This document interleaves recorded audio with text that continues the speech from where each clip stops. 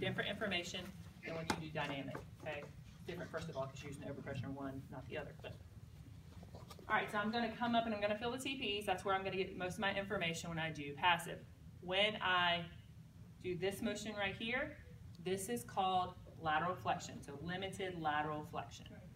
It's not limited lateral to medial glide, okay? It's limited lateral flexion.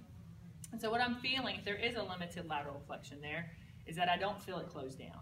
So as I move his head to the right, Major's head to the right, there's no motion because Atlas has already tucked up. It's already there.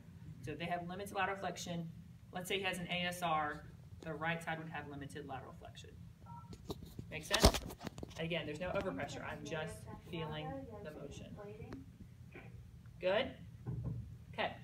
Now let's say he has an ASLA. If he has an ASLA, that means the bone is sitting like this. As I move him and I put my finger on the TP and I have to move his head into right rotation, I should feel no movement. Okay, right rotation, I should feel no movement. If I move him into left rotation, I should feel movement. Okay, should feel movement. Remember, in passive, it already occupies the space. It can go no further in that direction. So if it's ASLA and he's going to right rotation, I'm forcing it more into that A component. It's already there. It can go no further, so I don't feel motion. If I put him into left rotation, it can move back. Because it's an ASLA, it can move to the P based on passive model. Good there? And the other thing you have is what? What's the last thing left? That's exactly right. What do we call it? Protraction, retraction. Talk in protraction, retraction terms, because if you use flexion extension, I no longer know if you're talking about occiput on Atlas or Atlas on occiput.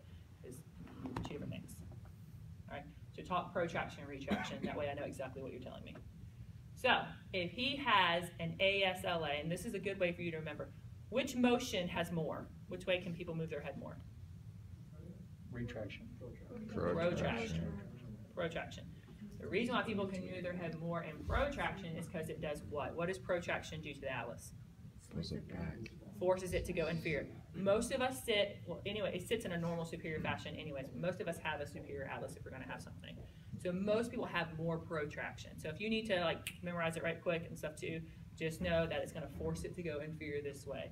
So most people who have an S component in their listing have good protraction, have crappy retraction. Because retraction, it's already sitting here, it can go no further. Right? Occiput's going this way, atlas is going this way, it can go no further. Okay?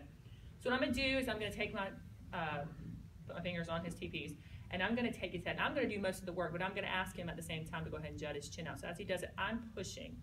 Okay? I'm pushing his occiput out. And then I'm going to ask him to tuck his chin in, and I'm going to pull in and see what I get. And he would have a back, so that's why he would have so much motion. Pull back in. And so his retraction is limited. And his retraction is limited because he has a superior listing per this model. Right? So if he had an ASLA, he'd have limited retraction, limited left lateral flexion, and he'd have limited right rotation. Okay? Now most people pick this model because it has less crap. But you don't understand the model, so you get in there and you babble.